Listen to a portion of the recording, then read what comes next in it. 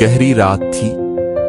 आधा चांद आसमान पर लटक रहा था और ठंडी हुआ दरख्तों के दरमियान सीटियां बजाती गुजर रही थी।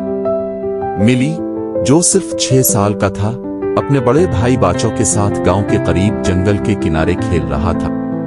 खेलते खेलते दोनों अनजाने में जंगल के अंदर काफी दूर निकल आए। मिली ने डरते हुए बाचो का, बाचू, जंगल बहुत गहरा लग रहा है।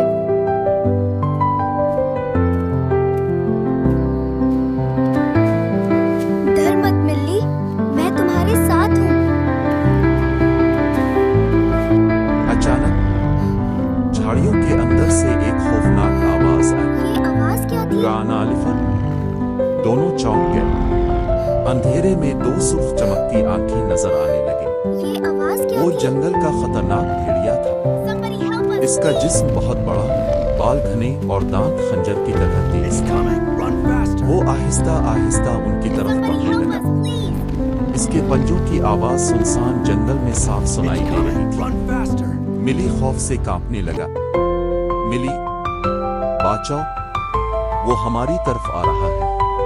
अचानक भेड़िए ने सर उठाकर जोरदार कॉल की। मेरे पीछे वो छुपो। पूरी जंगल की फिजा गूंज उठी। बाचो फौरन मिली के वो आगे पीछे खड़ा आ हो रहा गया। बाचो, तेज मिली, भागो। मेरे पीछे छप जाओ। भेड़िया झपटने वो ही वाला पीछे आ था रहा कि है। बाचो ने जमीन से एक पत्थर उठाया और तेज पूरी भागो। ताकत से दूर फेंक दिया। पत्थर गिरने की आवाज से भेड़िए का ध्यान बट गया। ये मौका देखकर दोनों भाई दौड़ पड़े। भेड़िया गुर्रता हुआ उनके पीछे भागा। वो भागते हुए एक चट्टान के करीब पहुंच गए जहां जमीन फिसलन वाली थी। भेड़िया पूरी रफ्तार से उनकी तरफ लपका, लेकिन अचानक उसका पांव फिसला और वो जोरदार धाड़ के साथ नीचे गहरे गड्ढे में जा गिरा। रर्रानार। जंगल खामोश हो गया। मिली ने मुस्कुरा कर कहा, बाचू, हम जीत गए।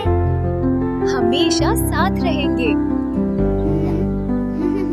सुबह की रोशनी फैलने लगी और दोनों महफूज अपने गांव वापस लौट आए। लेकिन लोग आज भी कहते हैं, जंगल की गहरी रातों में कभी कभार एक भेड़िए की खौफनाक हौल अब भी सुनाई देती है।